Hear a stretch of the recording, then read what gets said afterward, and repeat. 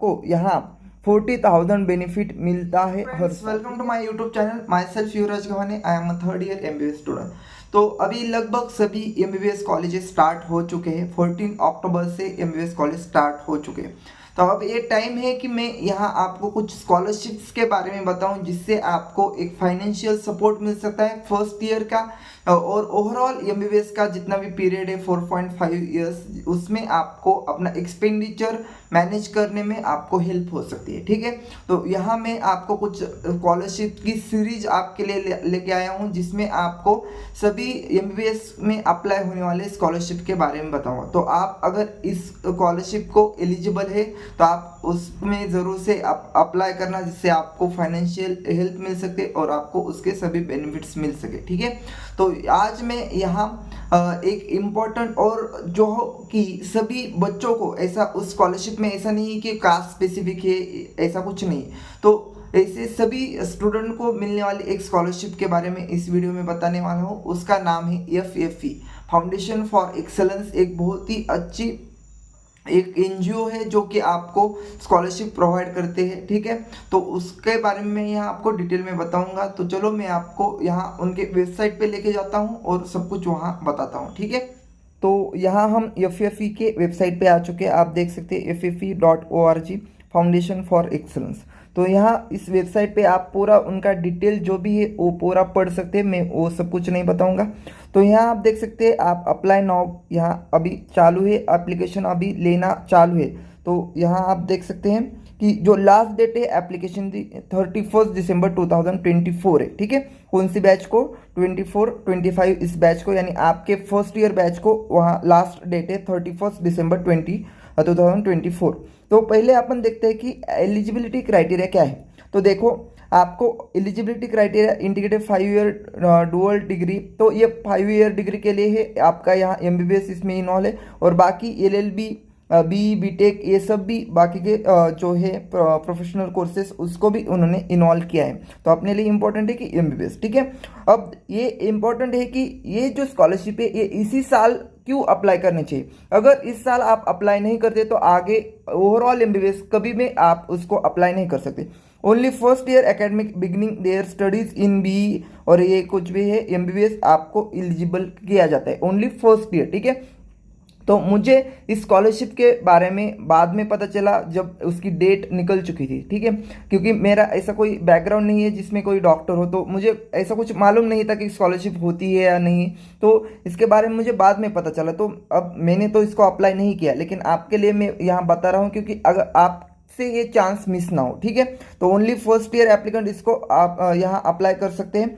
Applicants are expected to have passed their higher secondary. तो ये सब कुछ आप इसमें एलिजिबल हो ही, मुझे पता है। तो आप 2021 में आपका 12th पास होना चाहिए। ठीक है, admission to professional degree course institution is based on the merit rank award. मैंने बताया था कि इसमें कास्ट स्पेसिफिकेशन नहीं दिया है, किसी कास्ट को उन्होंने प्रायोरिटाइज नहीं किया। आपका जो मेरिट है, आपका जो रैंक है, उसके बेसिस पे आपको यहाँ सिलेक्ट किया जाएगा। ठीक है, अब यहाँ हम देखते हैं कि कौन से डॉक्यूमेंट की यहाँ ज़रूरत होगी। तो 12th की मार्कशीट, रैंक सर्टिफिकेट, जो भी आपका नीट का रैंक सर्टिफिकेट होता है उसका, counselling letter for seat allotment, वो जो आप जिस कॉलेज में आपको सीट अलॉटमेंट हुई उसका वो लेटर, फैमिली इनकम सर्टिफिकेट होना चाहिए, फिर ई आधार और आधार होना चाहिए आपका, tuition hostel mess paid receipt होनी चाहिए, वो आपको मिल जाएंगी, ट्यूशन फीस यानी जो आपने कॉलेज में फीस भरी है। ठीक है, फिर बैंक पासबुक कॉपी, ये भी आपको देना है, क्योंकि इसी पे आपको पैसे आएगा। जनरली क्या होता है, बहुत सारे अब जो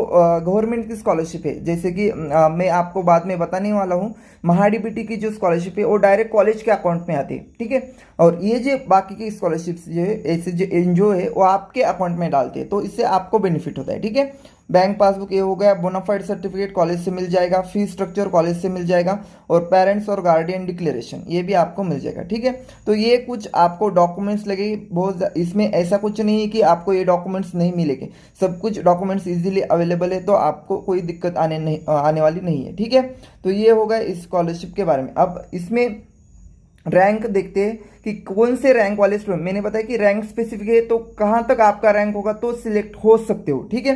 तो यहाँ हम देखते हैं कि एमबीबीएस स्टूडेंट के लिए नीचे आके देखते हैं तो applicant admitted based on NEET, ठीक है। तो बेस्ड ऑन नीट आपका रैंक होना चाहिए 40,000 के अंदर, ठीक है।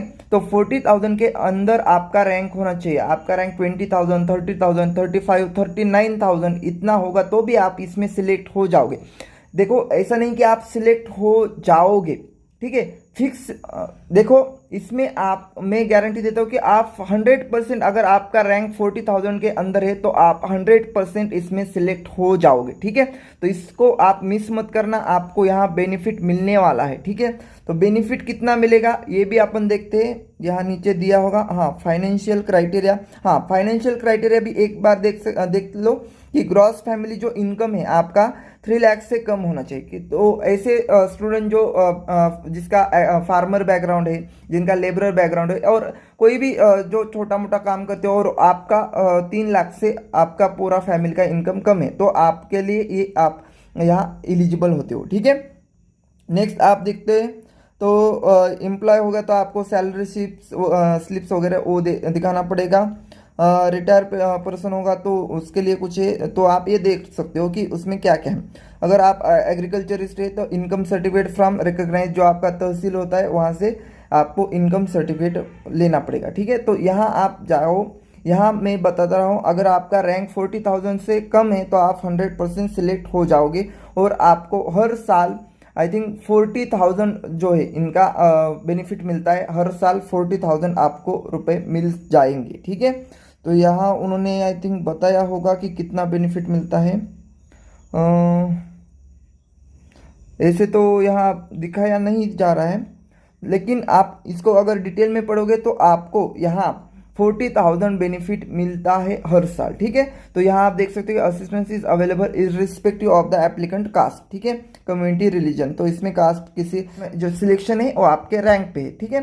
तो इसको आप जरूर से भरना। मुझसे तो मिस हुआ है लेकिन मैं आपको बता रहा हूँ ताकि आपसे एक स्कॉलरशिप मिस ना हो, ठीक है। अगर वीडियो अच्छा लगे तो वीडियो को लाइक करो और अपने फ्रेंड के साथ शेयर करो। देखो ऐसा नहीं है कि आप मल्टीपल लोगों को बताओगे तो आपका यहाँ सिलेक्शन होने के चांसेस कम हो जाएंगे, ऐसा कुछ नहीं है। अगर आपका रैंक 40,000 के अंदर है तो आप सभी बच्चे इसमें सिलेक्ट हो सकते हो, ठीक है। इसमें छोटा सा एक इंटरव्यू भी होता है, लेकिन ऐसा कुछ मेजर इंटरव्यू नहीं होता है। ऑनलाइन मोबाइल के थ्रू, जूम मीटिंग के थ्रू एक छोटा इंटरव्यू होता है और वो भी कभी कभी कैंसिल किया जाता है, ठीक है। तो इसमें कोई दिक्कत आने वाली नहीं है आपको, तो ज़रूर से भरना। अगर वीडियो अच्छा लगे तो वीडियो को लाइक करो और अपने फ्रेंड के साथ शेयर करो। Thank you.